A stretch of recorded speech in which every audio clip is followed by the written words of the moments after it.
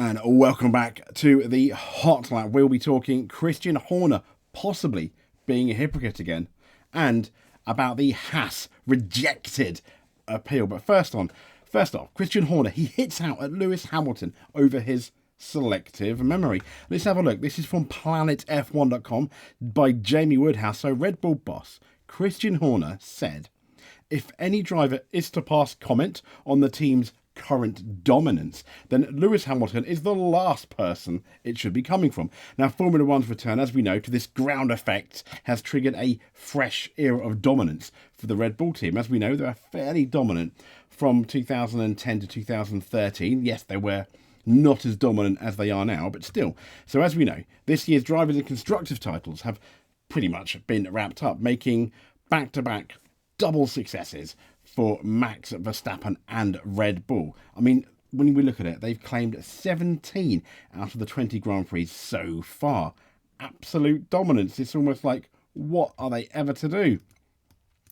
So, Christian Horner calls Hamilton's memory selective on this. So Hamilton and Mercedes, they find themselves in the chasing pack, very much so if the Brazilian Grand Prix is anything to go by. Fingers crossed, though, for Mercedes fans. Hopefully that was just a one-off. But Hamilton, having described their challenger, the Red Bull car, the RB19, as the most dominant he's seen in his F1 career, while stressing to Formula One and the FIA that dominance is not healthy for the sport. Now, whilst I appreciate, yes, Hamilton was very happy to have a dominant Mercedes, he did mention a couple of times, I think, in the press that, competition is better. And we'll do another video of who had more competition for their titles, Max or Lewis, but I digress. So Horner, he takes issue with that, though, given such a belief comes from a driver who won 6 World Championship titles with Mercedes during their run of their 8 constructors in a row. So 6 world titles for Hamilton between 2014 and 2021. It may well be more, but we'll get into that again. That's definitely for another video. But 6 titles, and if you remember, in 2016, he was beaten by Nico Rosberg. Nico Rosberg left, he retired, and then that's why they had Valtteri Bottas. Now, with Horner describing Mercedes' margin of dominance as obscene, he does not believe Hamilton should be speaking out. We'll get into what Horner said in a bit. He says, I feel like he's got selective memory, said Horner. Hamilton on the F1 and DRS podcast. He went, so, some of the winning that they did in that period was just obscene. We've had a good run for a couple of years, but the one guy that shouldn't be saying that, I would think, is Lewis. Okay, fair enough. Why? I don't know. Why is Christian saying that? I don't know, but let's have a look at this story here. This is from 9 years ago. Okay. Red Bull team principal Horner has called for the FIA, shock horror, to take action to equalise the performance of the rival power units in order to bring the grid closer together. I believe this would have probably been just either 2014 and 2015. 2014 probably being 9 years ago. Now, Mercedes finished 1-2 in Australia with their nearest rival, Ferrari, 30 seconds down the road. Horner therefore suggested the rules be changed to slow Mercedes down. So the Briton cited various regulation changes when Red Bull dominated as proof that it's been done before to try and make the grid more competitive. He said, when we were winning, and we were never winning to the advantage they have, I remember that double diffusers were banned, exhausts moved, flexible bodywork was prohibited, engine mapping mid-season was changed, anything was done. And that wasn't just unique to Red Bull, but Williams in previous years and then McLaren. He said, is it healthy to have this situation? The FIA within the rules have an equalisation mechanism, and I think it is perhaps something we need to look at. Horner ultimately blames Renault for not doing a good enough job. That was in the 2014, their power unit, and it was all about power units with Mercedes. Their domination was a main part of their domination. Yes, they had a good car, but it was all about that Mercedes power unit. So Horner ultimately blames Renault for not doing a good enough job on their side, which has made Red Bull, he described as almost undrivable. He went on to say it's been a tough weekend, a very tough weekend for Renault. The engine is quite undrivable, and you can see and hear from the comments that the drivers are making. The clear evidence was at the start when Daniel got a pretty reasonable start before drivability came in and you could see the holes in the power delivery. He said if allowed to continue, Horner reckons Mercedes' dominance will put fans off watching the sport, while only exacerbating Formula One's other problems. He said, I would fear the interest will wane. I didn't see much Mercedes on the TV this afternoon. Okay, but we don't see much of Max now, do we? I'm not taking away the absolute brilliance that Red Bull and Max Verstappen have dominated this year. I mean, it's been record-breaking. It's been fantastic. If you are a Red Bull, especially if you are a Red Bull and Max Verstappen fan, they've done the best job. Best driver, car package this year, full stop. I don't want that to take away from them. But he goes on to say it was, basically the power unit. And we've got another story here from motorsport.com. This was on March the 15th, 2015. Horner believes the FIA should step in for the sake of the sport, best interest. Otherwise, he rules out his squad from contending the title. True? Okay. So, after a frustrating weekend for the Renault Power team, Horner's called for action to stop fans from losing interest in the sport because one team is clearly ahead of its rivals. Mercedes dominated the 2014 season, winning 16 out of 19 races, and its car's power unit is a cut above the rest. Horner has basically said, he said here, as you can see in the quote, we are probably 100 horsepower down on Mercedes at the moment. Lewis Hamilton and Nico Rosberg, they proved unstoppable in the 2015 season open in Australia, while Red Bull's Daniel Ricciardo finished a lap down in 6th position. Now, Hamilton's best lap during the race was that's domination for you, isn't it? 2 seconds quicker than Ricciardo's, and he was, at the time, the best Renault-powered unit. And he said after the race that it's within the FIA's power to force changes to equalise performance. Motorsport understands Horner should be referring to Appendix 4 of the power unit homologation rules, which states, this may have changed, but at the time it stated, a power unit delivered to the FIA after the 28th of Feb 2014, so obviously it'll be different for this year. And the power units have changed, and there is a rule that sets them in place to stop them changing. But it says, all modified and re-delivered to the FIA after that date, which the FIA is satisfied in its absolute discretion and full consultation with all other suppliers of power units for the championship could fairly and equitably be allowed with other homologation units. Horner said the FIA, within the rules, have an equalisation mechanism. I think something that perhaps they need to look at. So, I mean, Christian's pretty much saying the same thing. I mean, here's a story from this year, September the 5th, 2023. Ferrari and McLaren oppose any rule adjustments aimed at slowing down Red Bull, which is, I guess, nice in a way. In the second year of the new ground effects, Red Bull dominate. This is from thirdsports.com, as you can see. Red Bull dominance remains unchallenged, possibly even stronger when these regulations were introduced in 22. Max Verstappen, who's already achieved his 10th consecutive victory at the time, is on the brink of securing his 3rd successive title, and this remarkable feat solidifies his dominance. But one thing that is putting pressure on F1 is the lack of competition for the race win. We have been seeing that most of the year, which is affecting the entertainment value of the sport. Historically, in cases of teams' dominance, the FIA have often introduced regulations aimed at disrupting the order. And that is the case when we look at Mark Hughes, how F1 rule changes hurt low-rake Mercedes. He said, I think the rude awakening happened in qualifying, said Aston Martin's Otmar at the time, and this would be the 2021 season, after the opening race of the season. He said, when we realised, after analysing our data, that the low-rate cars were hampered significantly more by the regulation change. And now Mercedes' Toto Wolff was even more explicit. He said, it's no secret what the changes have.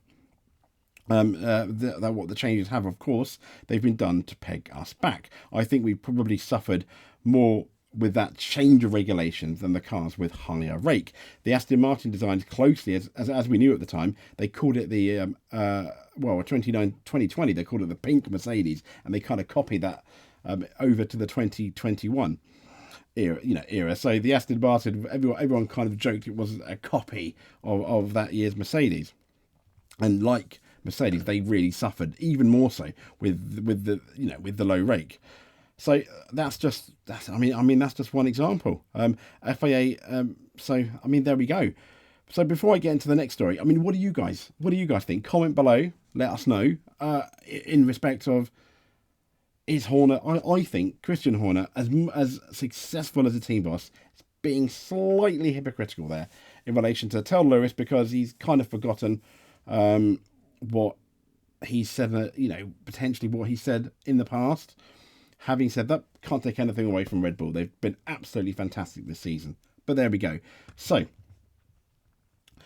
from Christian Horner to Haas. Yes, their appeal has been rejected. Let's get into this from planetf1.com. Sam Cooper, FIA demands changes. Haas US Grand Prix appeal has been rejected. So the Haas have had this right of review at the governing body, and they said there was no significant and relevant evidence presented. So as we know, Haas submitted a protest. This was at the Brazilian Grand Prix about the USA Grand Prix in Austin, claiming multiple cars fell foul of track limits. At turn 6, they had photo proof they had from the CCTV camera at the time, and having met with Haas representatives, the FIA deemed that no new evidence had been submitted. Hence, the appeal was rejected. Haas alleged that two breaches of regulations, going to get really dry and boring now. As you can see, Appendix L, Chapter 4, Article 2C of the Sporting Code, and Article 33.3. And as a result, Haas, Aston Martin, Williams and Red Bull were required to attend the initial hearing because they were basically alleging that all these teams had crossed the line, as in cut the track over the white lines, which after 3 times causes you to have a penalty. For example, Lewis Hamilton in Austria did it so many times, I think he had 2 penalties at a total of 10 seconds, and this would have potentially given Haas maybe, a couple more, or well, definitely they would have got more points. They would have scored more in that race if these guys had received penalties. But sadly, they were rejected. Now, appearing on behalf of Haas was trackside engineer Komotatsu and their legal counsel, Andrea Fioravanti. I hope I got that right. And to continue on the investigation and invoke Article 14.3, they needed to provide substantial new evidence for their case. But the FIA noted they only presented onboard footage of 4 cars in question, and each video showed cars in turn 6 and alleged that each left the track without punishment. Haas also claimed that before 2023, the Mexican Grand Prix, the FIA director Niels Wittich and the FIA single-seater sporting director Steve Nielsen made several statements indicating that track limit supervision at turn 6 was not ideal. Aston Martin, who were presented by Mike Crack, legal director Oliver Rumsey and sporting director Anthony Stevenson, they argued that Haas had failed to submit any new evidence and onboard footage was not significant enough. Now, in terms of new evidence, if you remember the Brazilian Grand Prix 2021, where Verstappen basically ran Hamilton off the road, both of them ended up going off the road, and I think everyone was really, really surprised that that was not any kind of penalty. And there was no onboard footage at the time of Max Verstappen's car, but then they downloaded it, and then we saw the onboard footage, which you could argue, okay, it didn't make Max any less innocent, let's say, but then they decided that that was not new evidence. But so I don't really know what they count new evidence as. It'll be interesting. So even Jonathan Wheatley, Red Bull sporting director, he agreed with the summation of Aston Martin and went further to suggest any comments made during the team managers meeting in Mexico were completely irrelevant. What was that comment? Well, that's not new. That's basically not new evidence. So McLaren and Ferrari did not add anything. Obviously, Williams there said agreed with the 2 previous statements. So, alas, it just didn't happen, did it? It wasn't happening at all. So, last but not least, the F1 steward slams the FIA inability to enforce track limits. So the last story, about this Haas thing, F1 stewards have called out the FIA's inability to properly enforce track limits as being completely unsatisfactory and are urging for a solution to be rolled out. So, as we know, the damning verdict follows that investigation. Not good at all. Haas might have elevated its driver Hulkenberg, and this is the reason why we were talking about, to the points after drawing attention to Albon, Sargent, Perez and Stroll exceeding those Austin track limits at turn 6, that they weren't identified by the stewards at the race. And while the protest may have been thrown out, since Haas's case relied on onboard footage that was available at the time, hence the no new evidence, or that was significant or relevant as well in terms of this new evidence. The FIA has acknowledged surroundings the policing of track limits. So they've acknowledged that they may have made a mistake but because it's not new evidence, they're like, no, it's okay. Okay. So in the steward's verdict pertaining to the Haas, it says here that they acknowledge an inability from the FIA to uniformly uphold current standards to which track limits should be enforced. Therefore, they recommend the rapid deployment of a solution. This completely unsatisfactory handling. So they're unsatisfactory, but they put their hands up and they're kind of saying, I guess they made a mistake, but there's not much they can do about it. Okay, fair enough. Also, what we'll probably talk about tomorrow is Ferrari's new livery. Looks amazing. We'll definitely be talking about that tomorrow. But at the time of recording, it's now 11:44, and I'm pretty much almost thinking about bed. Anyway, thank you very much, everyone for liking and subscribing. It does mean a lot. I answer as many comments as I can. I pretty much answer every comment that I can. And if you made it to the end, you are indeed an F1 champion. If you like and subscribe or comment, you are a multiple F1 champion in my eyes. This is the Hot Lap. We'll speak to you soon. Thank you very much.